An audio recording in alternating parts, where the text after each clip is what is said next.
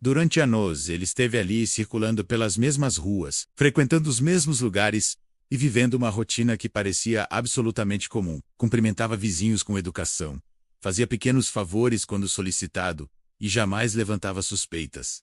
Nada em sua aparência indicava perigo. Nada em seu comportamento sugeria algo fora do normal. E foi exatamente isso que permitiu que ele permanecesse invisível por tanto tempo. A cidade onde tudo aconteceu era tranquila, conhecida por sua sensação de segurança e pela vida previsível de seus moradores. Era o tipo de lugar onde as pessoas se sentiam confortáveis em manter hábitos fixos, onde a rotina raramente mudava e onde eventos graves pareciam distantes, algo que só acontecia em grandes centros urbanos ou em histórias vistas na televisão. Esse sentimento coletivo de segurança criou um ambiente onde ninguém esperava que algo estivesse errado. O primeiro desaparecimento não causou alarme imediato. Tratava-se de uma pessoa adulta, discreta, que vivia sozinha e não tinha muitos laços próximos. Alguns imaginaram que ela simplesmente havia decidido ir embora.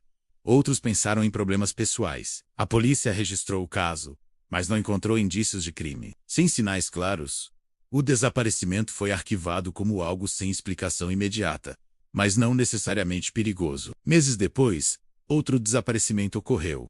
Em seguida, mais um. Ainda assim, os casos não pareciam conectados. As pessoas tinham idades diferentes, profissões distintas e estilos de vida que não se cruzavam de forma óbvia. Não havia cenas de violência, não havia testemunhas, não havia pedidos de resgate. Apenas pessoas que de repente deixavam de existir em sua própria rotina. Enquanto isso, ele continuava vivendo normalmente. Trabalhava em empregos simples, mudando de função de tempos em tempos, sempre mantendo um perfil baixo. Não era alguém expansivo, mas também não era antissocial. Sabia conversar o suficiente para parecer educado e sabia se calar quando necessário. Observava mais do que falava.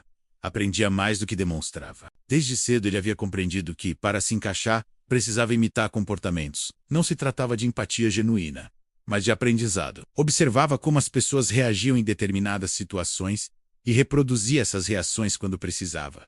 Sorria quando esperava um sorriso. Demonstrava preocupação quando o contexto exigia. Era uma atuação constante, mas tão bem executada que ninguém percebia. Os desaparecimentos continuaram acontecendo de forma espaçada, sempre com pessoas que viviam sozinhas, que tinham rotinas previsíveis e que por algum motivo não chamavam a atenção imediata quando deixavam de aparecer. Esse padrão só seria percebido muito mais tarde, quando alguém finalmente decidiu olhar para o conjunto completo dos casos. Ao contrário do que muitas histórias fazem parecer, não havia impulsividade em suas ações. Ele não agia por explosões emocionais.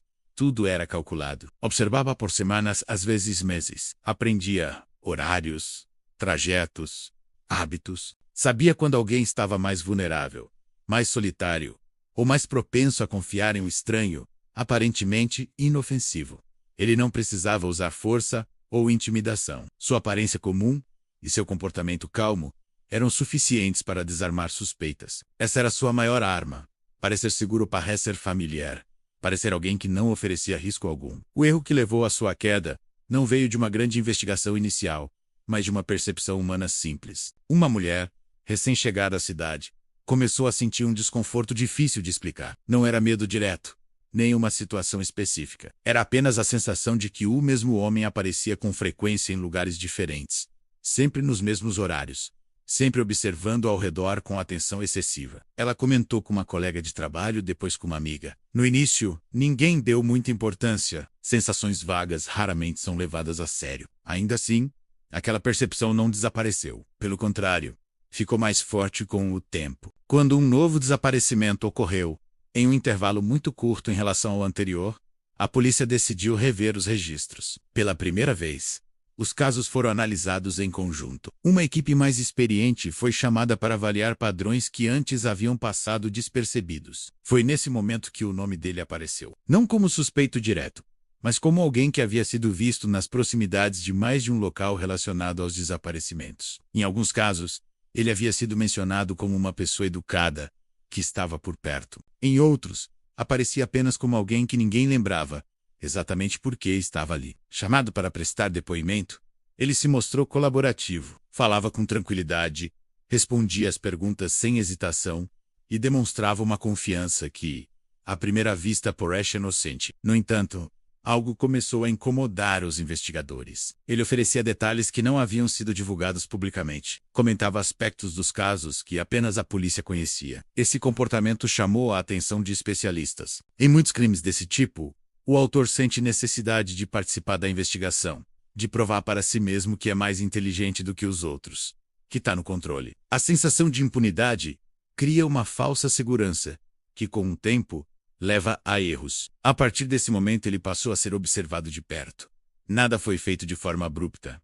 Nenhuma acusação direta, apenas vigilância silenciosa. Análise de rotina, registros de deslocamento, pequenos detalhes do cotidiano que antes não chamavam atenção. A máscara começou a mostrar rachaduras sutis, não explosões de raiva ou comportamentos agressivos, mas inconsistências, mudanças leves de humor, respostas excessivamente ensaiadas, uma calma que parecia deslocada em determinados momentos. A prova decisiva surgiu de algo simples, quase banal, um objeto encontrado em um local inesperado, ligado a mais de um desaparecimento. Algo que ele acreditava não ter importância suficiente para ser notado. Foi esse detalhe que conectou as peças de forma definitiva. Quando confrontado, sua reação não foi a esperada. Não houve desespero, nem tentativas de fuga.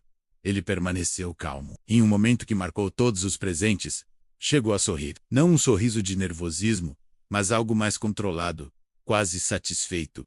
A confissão não veio de imediato, mas aconteceu aos poucos. Ele falava como quem narra uma história distante, sem emoção, sem sinais de culpa. Para ele, as pessoas envolvidas não eram indivíduos com histórias e sentimentos, mas elementos de um processo que lhe dava uma sensação de controle absoluto. Especialistas explicaram que esse distanciamento emocional é comum em criminosos desse perfil. Não se trata apenas de violência, mas de poder, de decidir, observar e agir sem se envolver emocionalmente. Quando a notícia se espalhou, a cidade entrou em choque. Pessoas começaram a revisitar memórias cotidianas. Pequenas interações que antes pareciam insignificantes ganharam um novo significado. O homem que ajudava no mercado, que segurava a porta, que parecia apenas mais um entre tantos. A percepção coletiva mudou. A sensação de segurança deu lugar a perguntas difíceis. Como ninguém percebeu? Como alguém assim pôde viver ali por tanto tempo, sem levantar suspeitas? O julgamento foi longo, silencioso e marcado pela ausência de emoção por parte do acusado. Ele manteve a postura calma durante todo o processo.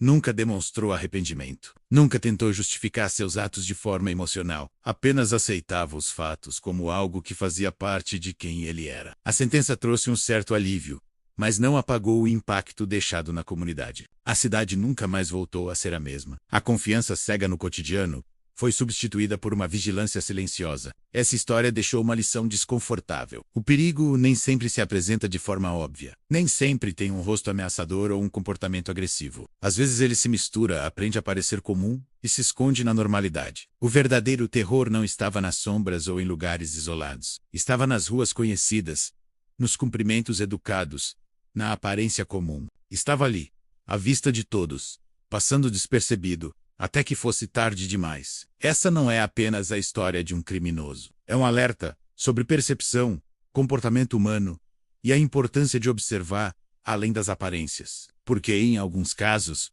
o estranho não se esconde. Ele simplesmente se encaixa.